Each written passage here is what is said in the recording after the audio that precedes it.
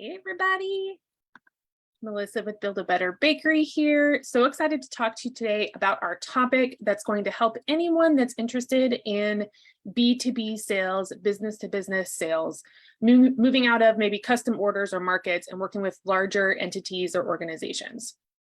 Now, I often see bakers make the wrong move at the very first stage of these types of pitching or interactions with these B2B sale opportunities. So I want to cover my top tip on how to enter into a pitch with more success, a more successful approach than what I see a lot of people do right away.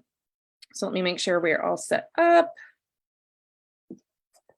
Okay, perfect. It looks like I can see comments. I can see if you're hanging out, go ahead and throw up your hashtag replay if you're seeing this on the replay. If you're here live, go ahead and throw up your hashtag live so that I know you're around. Again, I'm Melissa with Build a Better Bakery. So if we've never met before, if you've never seen me before, what I do here in this group and with the business Build a Better Bakery is a mission of creating an environment where baking business can be simple for you. Might not be easy every day, but it can be simple, and we can help you do that through a step-by-step instructional video similar to this one or other resources we have on hand. That's our main goal, is just to help you feel comfortable and more joyful and find the simplicity in running your business without all the chaos and overwhelm. Now, today's topic, as I mentioned, is for those of you that are moving into the realm of those larger, more consistent orders via B2B sales, business to business sales, and knowing how to open a successful pitch. Note that if you're kind of newer to baking, this might be something you want to wait on a little bit. I usually see bakers do best with B2B if they are in a stage of their business where they have implemented basic profitable pricing. We cover that in a course. We've talked about it here in the group. The pricing formula that I use is very thorough. There's 5 different sections to it. The reason I'm bringing this up is you don't want to enter into a large B2B relationship, making large orders at a price that's actually not profitable for you, because then you're just kind of spinning your wheels and you're stuck working with them probably via a contract. So I don't want you in that stage. So you'll do best if you have the profitable pricing in place, if you have a professional online presence, because they're going to look at your online presence before they decide to work with you. You'll have some kind of reliable packaging, because when you hand this off to someone else to either, give as gifts or retail or whatever, the packaging has to be on point. Your branding has to be at least name, logo, mission statement, something set up so people can follow your brand and understand your business and how you are presenting your business. Of course, reliable recipes so that when you deliver to your B2B clients, it's the same every time. And then also having customer support basics down, being able to interact with people confidently, being able to talk to strangers about your business, making sure that when you drop things off, pick things up, you've got the customer retention basics down in the customer interaction basics, because B2B clients are just a little bit different. They tend to require a higher standard of service than most single clients, mostly because they are relying on you to help them run their business well. So you're not their employee, but they're kind of employing you to help them, right? So it's a little bit different than some different orders or products you might be selling to just people at markets or, someone who just wants something sweet. It's a different type of relationship. Now, these B2B sales that I'm discussing now, if you've never considered it or thought about it, they really are great assets to a growing business, because they're normally larger in dollar amount, normally regularly ordered. So it's more of a regular relationship that you can rely on, sometimes even contracted on a weekly or monthly basis. And they tend to be less work overall than a bunch of markets or custom orders would be for the same amount of income. And I want you to think about it like this. Let's say that one B2B client could be spending like $2K with you each month with a pre-agreed upon product list and order date. So you already know what you need to do in order. There's less like mental gymnastics when you're working with B2B orders normally. Or you could work with 20 individuals who all need unique things, right? They have different order forms, they have different needs and desires, different materials you need to buy. And they have different customer support needs. They're messaging you, they're calling you, they're emailing you. And let's say they're just spending $100 each.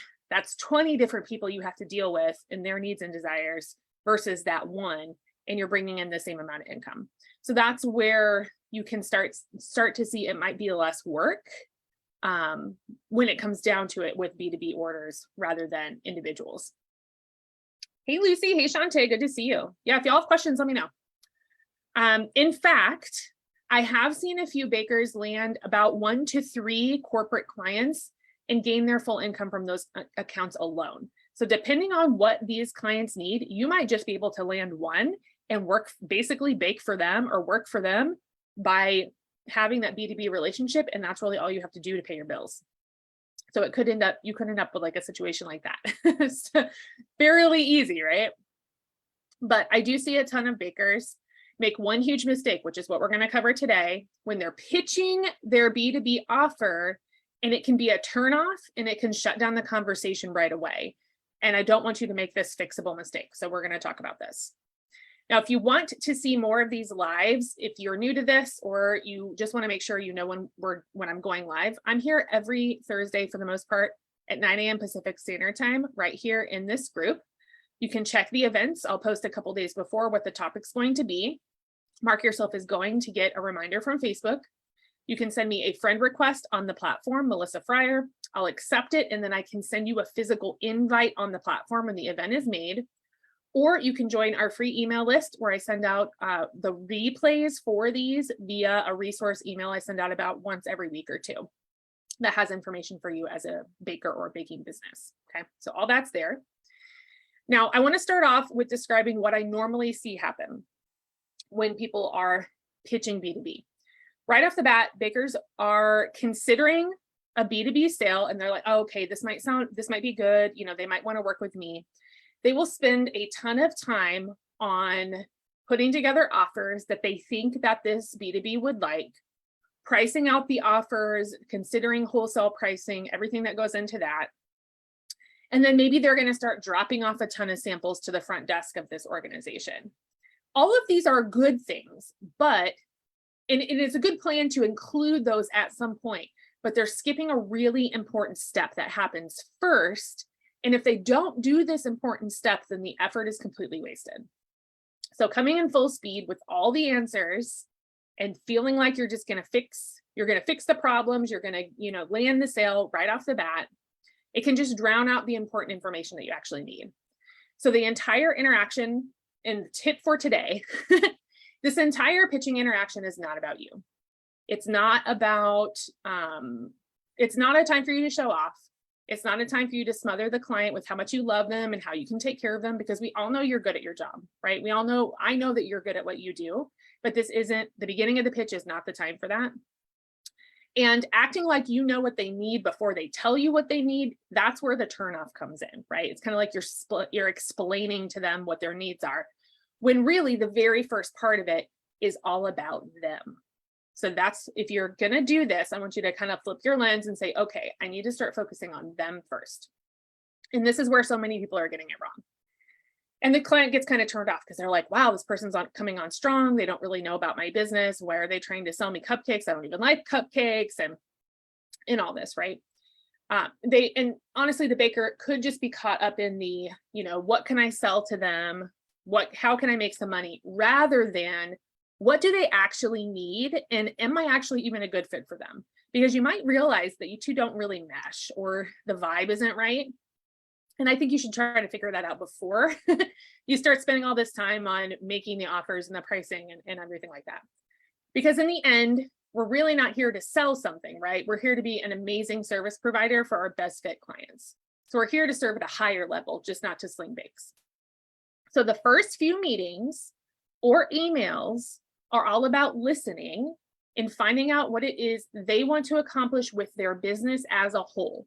So not necessarily, do they want to hire you? Do they want baking in part of their business? Not that, but what is their main goal? What's their 5-year plan? What are the mechanisms in which they want to affect the community?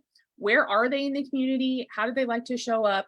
Kind of figure out just what their business is as a whole. And then you can read between the lines and start offering expert solutions that you are willing to provide and able to provide that may help them get there. So it's something that's planned specifically for them based on their original answers to your first questions. So the trick to getting into this first opportunity of learning about them is to contact the right person in the organization. It's usually not the front desk person. Asking a series of open-ended questions that can help you gather information about where they are and what they're looking to accomplish. And not trying to avoid pushing on certain solutions right away. Try not to pitch them a product or a solution in the first few emails. And I want you to do your homework. So the first thing you're going to do before you even contact anyone is understand their business before you're reaching out to them. So that means reading through their website, looking at their social media. If you know the owner, look at them. Who are they? What's their vibe? What are they interested in? And just do your homework first, so that when you start communicating with them, they can tell that you're interested in them, right? Because it's all about them, the first few interactions, and you need to look like you know what you're talking about. So if listening is not a strong skill for you, if it's something that you need to work on, I suggest looking into the art of active listening. There are plenty of books out there that you can purchase and read up on. It's a great skill to have, and everyone can get better at listening all the time. We can all practice better listening. If you need a recommendation, I don't remember the name of it, but I know that I got a book from Amazon. I can send you the link if you want to look at it. So definitely read up on active listening, and or choose to take physical notes as they're speaking to you during the first few meetings, especially if you tend to kind of like talk really fast or interrupt people or go off on mind tangents when people are talking. If that's you, I suggest taking the physical notes so you can stay focused on what they're saying, because you'll need to record these answers closely so you can craft an offer specifically for them that they will absolutely love, because it's crafted based on what they told you. So really, the whole tip for today is a B2B pitch is not about you, it's about them.